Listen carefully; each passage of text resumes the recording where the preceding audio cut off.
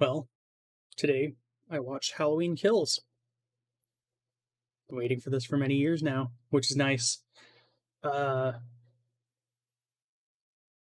and now this is the end of the series. I'm kind of gonna tweak it going forward, but for now, this is the end of Halloween. I'm probably gonna go and redo these later, like a couple years or so. But for now, here we are. Anyways,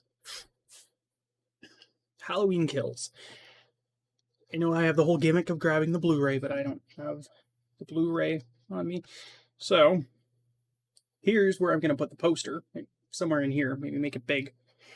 While you're looking at that nice poster, go hit this button down there. This will be as spoiler-free as possible, but in case I do touch on things you don't want to know and want to go in without knowing anything, best I can say is read the title, and that's what you're going to get. I do plan on doing a longer video on this movie, but I'm going to wait until I get the Blu-ray so I can watch all the behind the scenes and all that other fun stuff. Michael kills a lot of people. This has got to be the highest body count in the franchise by far. My only complaint with this movie as a whole is that it feels very much like a second act, and it's very in the middle, which makes sense given that it's a trilogy film, but since we don't have the third movie quite yet, it's still kind of, I guess, the fourth movie, but you know what I mean. We don't have it quite yet, so it kind of feels like it ends in the middle of something. It doesn't feel like it properly ends where it is, but I guess that's the next one. Halloween Ends. Now it makes sense. If you've seen the trailer, you know that pretty much the entire town is going after Michael in this one. And that's something that I wanted to see for many years. They kind of teased the whole town going after him, or not the whole town, but teased civilians going after him in Halloween 4. They didn't really touch on it much more than that. It was just kind of a one and done thing, and then the rest of the time it's police or the protagonist going after him. So, this was really cool to see in that regard.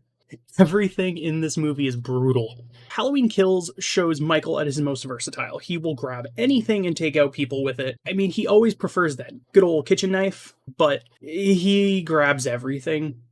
And I don't want to spoil anything. But yeah, he gets a lot of things on his hands in this movie. On that note, this film also has probably the most creative kills in the franchise. You get a very diverse set of kills. I'm not using hyperbole here when I say the body count is potentially close to 100. Like, it's up there. One thing that this movie has, obviously it's not a huge focus, but the camera kind of lingers in one shot, which is so nice, because dating back even to the original, Michael likes to be a bit theatric. He likes to set up his victims and let them pop up, or when the police come, they're set up in certain ways. Like, we even saw it in the last one. He put the sheet over Vicky, or he put the cops' heads with the jack-o'-lanterns in front of Laurie's house in the last one. In the original, when Laurie goes over to the friend's house, all the bodies are like, one falls through a door, one falls through a closet, one's on the bed with a tombstone. It's just, he's very theatric in the way he lays out his bodies after his kills. So you kind of get a lingering camera shot of him making his art as he's doing his work. Yeah, he's making his own twisted haunted houses out of all these people. It's great. This movie has an ongoing sense of dread and has a very somber tone to it that makes Michael feel invincible, and he kind of feels like this final boss for our protagonist to overcome. For me, Michael is like the horror villain, so this was really nice to see him in such a spotlight where he feels invincible in this movie. And it's really nice to see him treated as such. Whereas the 2018 movie was very much so like a boxing match almost between Laurie and Michael, this one feels like nobody's going to stop Michael. Yeah, he might as well have been Godzilla. The soundtrack to this movie is phenomenal. I don't think it's my favorite top to bottom. I think that still lies with Halloween 2018, because I haven't had a chance to listen to this all the way through quite yet. I was listening to it when I was writing like some of the notes, and it's pretty good. I really enjoy it. I still think 2018 soundtrack is a little bit better for me, but this one's really nice. I didn't listen to it before the movie came out because I didn't want to spoil anything for myself. I mean, it is a soundtrack, yes, but I feel like you can get a feel for what's going on if the soundtrack's good enough. This one is. The amazing thing this film manages to do that none of the other movies really do, I mean, aside from the protagonists, is craft realistic and likable characters. Aside from, like, Laurie or Jamie, I don't care what happens to these people. And Loomis. Loomis is great. I like Loomis a lot. But aside from those characters, it's like throughout the whole series, it's just been like, who cares? You're just here to die.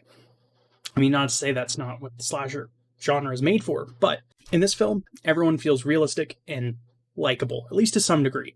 It's not just like some random character that's just thrown in there to die. It feels like Michael is wreaking havoc on the city, or the town. Town of Haddonfield? City of Haddonfield. Town. It's a town.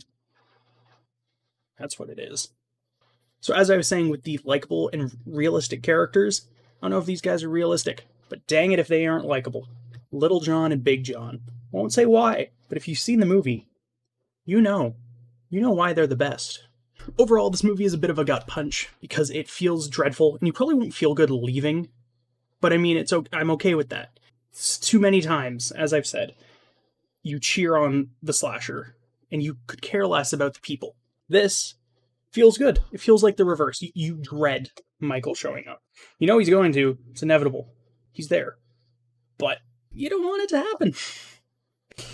Yet it always does.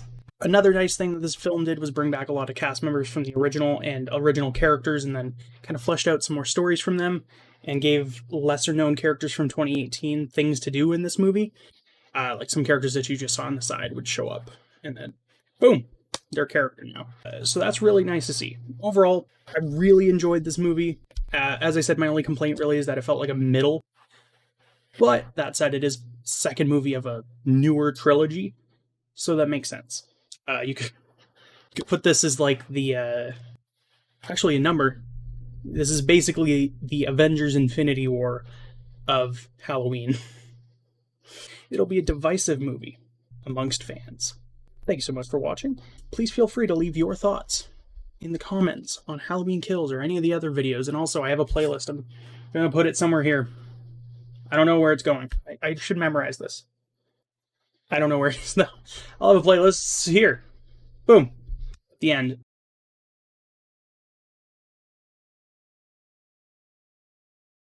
Into it top to bottom like I have with the people using doors. It's a good thing this is a recording.